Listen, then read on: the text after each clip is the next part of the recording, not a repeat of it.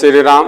धनुष यज्ञ में हम लोग अब चलते हैं सभी भक्तों को लेकर, जहाँ परशुराम जी पहुँच चुके हैं। परशुराम जी का भयानक भेष देखकर सब राजा भय से व्याकुल हो उठे हैं और उठकर खड़े हो गए और पिता सहित अपना नाम सभी राजा परशुराम जी से कह रहे हैं और कह कह कर सभी राजा दंडवत प्रणाम कर रहे हैं परशुराम जी को।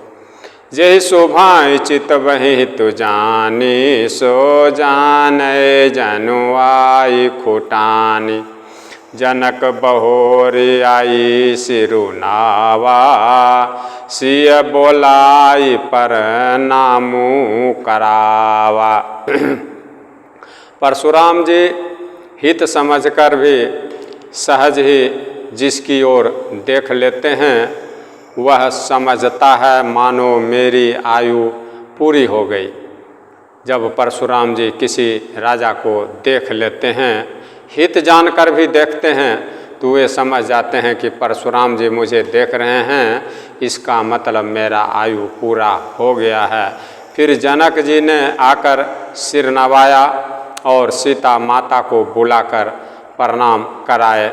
सीता माता को भी बोले परशुराम जी को प्रणाम कीजिए, तो सीता माता भी परशुराम जी से आशीर्वाद ले रहे हैं। आशीष दीन सखी हरसानी, निज समाज ले गई सयानी। परशुराम जी माता सीता को आशीर्वाद दे दिए। तब उसके बाद माता सीता की सखियाँ हर्षित मन से, खुशी मन से माता सीता को वहाँ से अब ले जा रहे हैं। अब अधिक देर ठहरना ठीक नहीं समझ के सभी सखी सयानी सखियाँ माता सीता को अपनी मंडली में ले जा रहे हैं। विश्वामित्र मिले पुण्य आई, पद सरोज मेले दो भाई। अब देखिए माता सीता को उस मंडली के, पुरुष मंडली के बीच से सीता माता की सखियाँ लेकर चली गई कि यहाँ ज़्यादा देर रुकना सही नहीं है, उचित नहीं है पुरुषों के बीच में। जब परशुराम जी आशीर्वाद दे ही दिए तो उनको लेके चली गई। उसके बाद वहाँ विश्वामित्र जी पहुँचे और आकर के परशुराम जी से मिल रहे हैं और उन्होंने दोनों भाई राम और लक्ष्मण जी को उनके चरण, परशुराम जी के चरण कमलों पर गिरा दिए। बोले दंडवत प्रणाम कीजिए परशुराम जी को। राम लखन दशरथ के ढोटा, दीन्ही आशीष देखी भल जोटा। अब विश्वामित्र जी कह रहे हैं परशुराम जी से कि ये राम हैं और ये लक्ष्मण हैं, ये दोनों राजा दशरथ जी के पुत्र हैं। उनकी सुंदर जोड़ी, राम और लक्ष्मण जी की सुंदर जोड़ी को देखकर परशुराम जी आशीर्वाद दे रहे हैं राम और लक्ष्मण जी को। राम ही चितई रहे थकी लोचन, रूप अपार मार मद मोचन। कामदेव के भी घमंड को छुड़ाने वाले श्री रामचंद्र जी के अपार रूप को देखकर परशुराम जी के आँख चकित स्तभित हो रहे हैं, चकित हो रहे हैं परशुराम जी श्री रामचंद्र जी के रूप को देखकर। बहुर बिलो की विदेह सन कहूँ काहयति भीर, पूछत जानी अजान जिमे व्याप्यो को पुशरीर।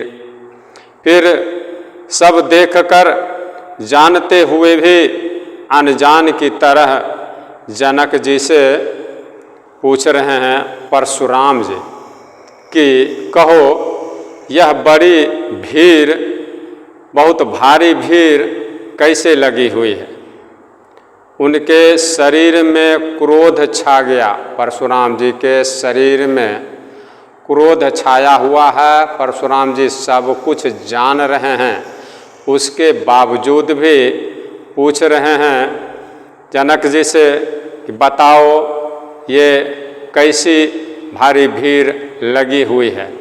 सभी राजाओं का मेला जो लगा हुआ है धनुष को तोड़ने के लिए, ब्रह्मांड के हर कोने से, हर देश से आए हुए राजा को देखकर परशुराम जी जनक जी से ये बात पूछ रहे हैं।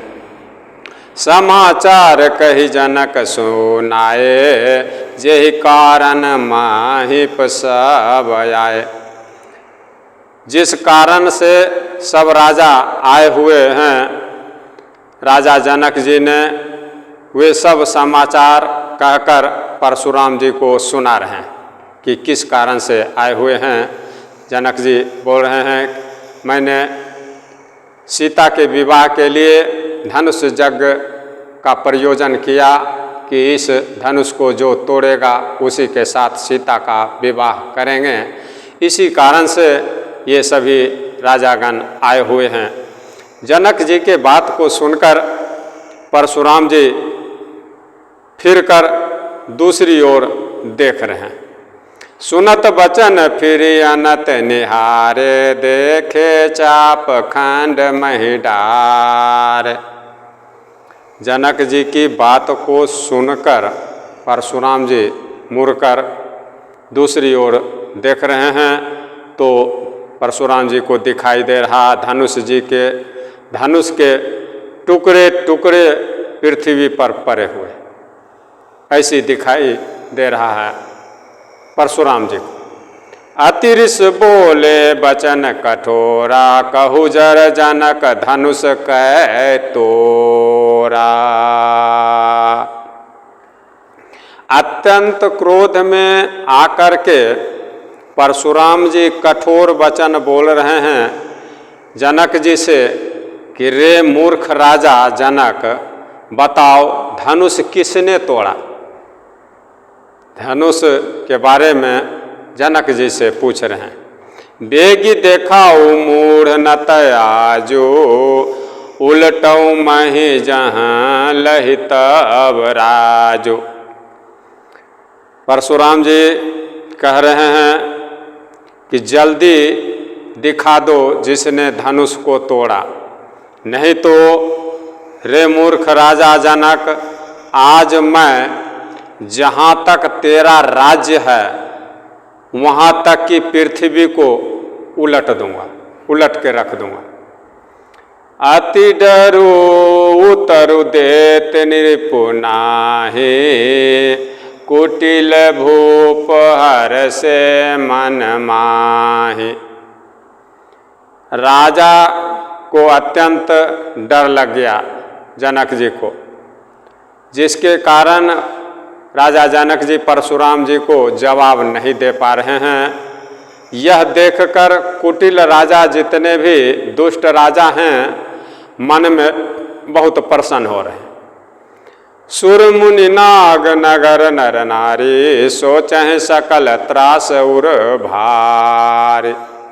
और देवता मुनि नाग और नगर के स्त्री और पुरुष जितने भी हैं सभी इस दृश्य को देखकर राजा जनक जी को डरते हुए देख करके सबके हृदय बड़ा भय में पड़ गया, सभी डर गए। देवता मुनि नाग और नगर के जितने भी पुरुष और स्त्री हैं सभी सोच करने लगे, सबके हृदय में भय समा गया। मन पछितात सिय महतारी, विधि अब समरी बात बिगारी। सीता माता की माँ मन में पछता रही हैं कि हाय रे विधाता, विधाता ने अब बनी बनाई बात बिगाड़ दी। परशुराम जी का स्वभाव सुनकर सीता माता को आधा क्षण भी कल्प में समान बीत रहा है, आधा क्षण भी एक युग के समान बीत रहा। भृगुपति कर स्वभाव सुनि सीता, अर्थ निमेष कालप शाम बीता। भृगुपति यानी परशुराम जी की बात को सुनकर माता सीता का एक क्षण, आधा क्षण भी एक युग के बराबर बीत रहा है। सभय बिलो के लोग सब जानी जान की भीरू, हृदय न हरसु विषाद कछु बोले श्री रघुबीरू। तब श्री रामचंद्र जी सब लोगों को भयभीत देखकर और माता सीता जी को डरी हुई जानकर बोल रहे, उनके हृदय में ना कुछ खुशी है और ना कुछ विषाद है। नाथ शंभु धनु भंजन हारा, होई है केउ एक दास तुम्हारा। भृगुपति परशुराम जी को देखकर विश्वामित्र जी कह रहे हैं, हे नाथ, भोलेनाथ के धनुष को तोड़ने वाला आपका कोई एक दास ही होगा। आयसु काह कहिए किन मोहि, सुनि रिसाई बोले मुनि कोहि। ऐसा जब सुने परशुराम जी ये क्या कह रहा है कि तुम्हारा दास ही होगा कोई जो इस धनुष को तोड़ा है, तो क्या आज्ञा है उसके लिए मुझसे क्यों नहीं कहते हैं, पूछ रहे हैं विश्वामित्र जी। यह सुनकर क्रोधी मुनि परशुराम जी अति क्रोध में बोल रहे हैं। क्या बोल रहे हैं? सेवकुसो जो करई सेवकाई, हरि करने करी करी लड़ाई। परशुराम जी कह रहे हैं कि सेवक वह है जो सेवा का काम करे और शत्रु का काम करके तो लड़ाई ही करनी चाहिए। सुनहु राम जय शिव धनु तोड़ा, सहस बाहु सम सोरी पुमोरा। परशुराम जी कह रहे हैं, हे राम सुनो, जिसने शिव जी के धनुष को तोड़ा है वह सहस बाहु के समान मेरा शत्रु है। श्री रामचंद्र जी से परशुराम जी कह रहे हैं। परशुराम जी को श्री रामचंद्र जी कह रहे हैं, हे स्वामी, आपके इस भोलेनाथ के धनुष को तोड़ने वाला कोई आपका सेवक ही होगा। तो परशुराम जी कह रहे हैं, सेवक का काम है सेवा करना, ना कि दुश्मनी करना। और जो इस धनुष को तोड़ा है वो सहस बाहु शत्रु के समान है मेरे लिए। परशुराम जी श्री रामचंद्र जी से कह रहे हैं, सुनहु राम जय शिव धनु तोरा, सहस बाहु सम सोरी पुमोरा। हे राम सुनो, जिसने महादेव के धनुष को तोड़ा है वह सहस बाहु के समान मेरा शत्रु है। सो बिलगाऊ बिहाई समाजा, न तमारे जय है सब राजा। वह उस समाज को छोड़कर अलग हो जाए जिसने इस धनुष को तोड़ा है। श्री रामचंद्र जी से परशुराम जी कह रहे हैं, नहीं तो सभी राजा मारे जाएंगे। जिसने तोड़ा वो इस समाज से निकल के बाहर आ जाए, नहीं तो सभी राजा मारे जाएंगे। सुनि मुनि बचन लखन मुस्काने, बोले परशु धरहि अपमान। मुनि परशुराम जी के बात को सुनकर श्री लक्ष्मण जी मुस्कुरा रहे हैं और परशुराम जी का अपमान करते हुए शेषावतार लक्ष्मण जी बोल रहे हैं, कुछ कह रहे हैं। बहुधनु ही तोरी लरिकाई, कबहु न असिरिस किन्हीं गोसाई। बोल रहे हैं लक्ष्मण जी, हे गोसाई, बचपन में हमने बहुत सी धनुहिया तोड़ डाली, लेकिन आपने ऐसा क्रोध कभी नहीं किया। यही धनु पर ममता के हेतु, सुनि रिसाई कह भृंगुकुल केतु। लक्ष्मण जी बोल रहे हैं, बचपन में हमने बहुत धनुष तोड़े, लेकिन आपने कभी गुस्सा नहीं किया। इस प्रकार से गुस्सा अभी कर रहे हैं। इसी धनुष पर इतनी ममता, धनुष तो बहुत तोड़ा मैंने, लेकिन इस धनुष को टूटने से आपको बहुत क्रोध हो रहा है। इसी धनुष पर आपका इतना बड़ा ममता किस कारण से है? यह सुनकर भृंगु वंश की ध्वजा स्वरूप परशुराम जी अति क्रोधित होकर कह रहे हैं, रे नृप बालक काल बस बोलत तो ही न समार, धनु ही समति पुरारी धनु विदित सकल संसार। जब परशुराम जी बोले कि मैंने बहुत धनुष तोड़ा बचपन में, आपने कभी क्रोध नहीं किया, और इस धनुष को तो टूटने से आपको इतना क्रोध क्यों आ रहा है? इसका क्या विशेष कारण है? आप मुझे बतलाइए।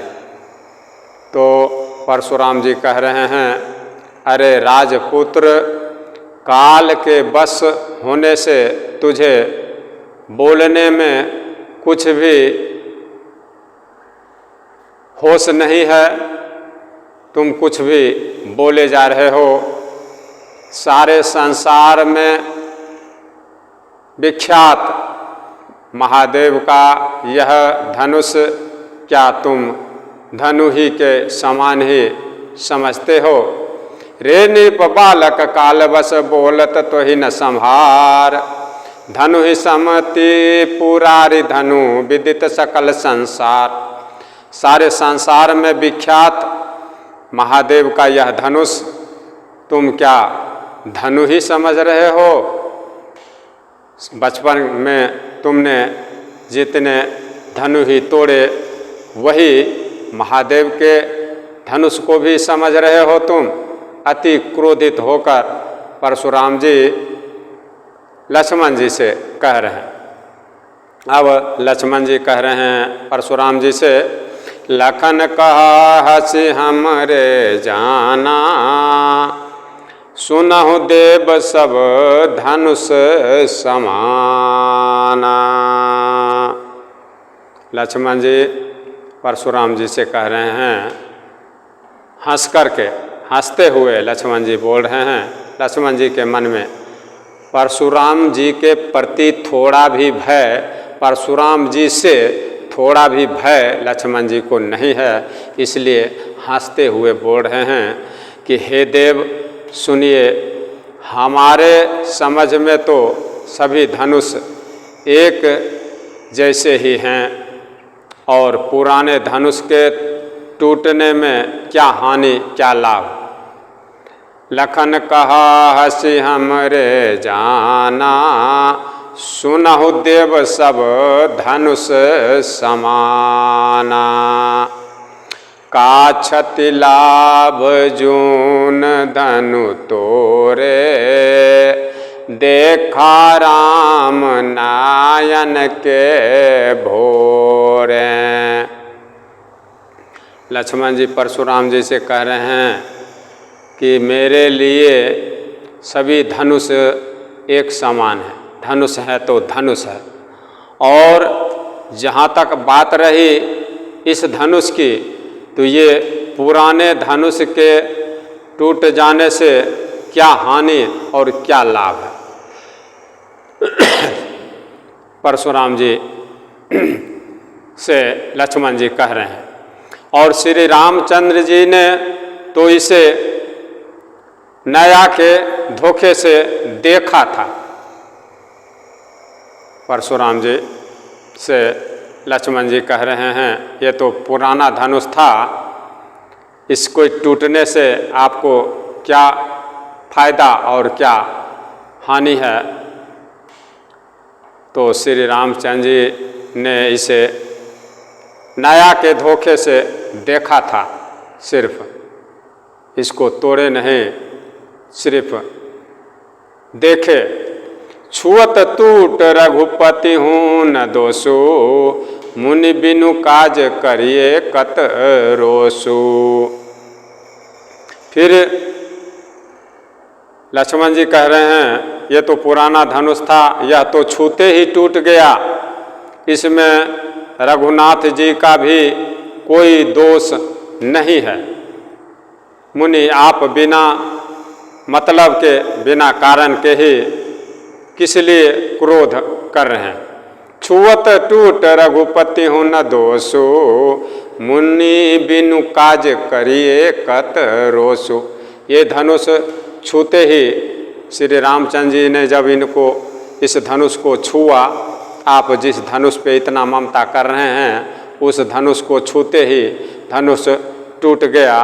इसमें इतना गुस्सा और क्रोध करने की क्या ज़रूरत है, क्या बात है।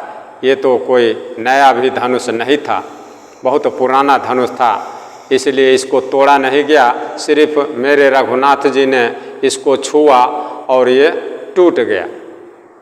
इससे आगे की प्रसंग मैं अगली राम कथा में आप लोगों को सुनाऊंगा। तब तक के लिए सभी राम भक्तों को मेरा जय जय श्री राम। सभी भक्तों का हर एक मनोकामना पूर्ण करने भगवान, और शारीरिक दैहिक दैविक सभी रूपों से, दैहिक दैविक और भौतिक सभी रूपों से भगवान रक्षा करें, अपने सभी भक्तों को आनंदित रखें, सुखी रखें। जय जय श्री राम, जय जय श्री राम, जय जय श्री राम।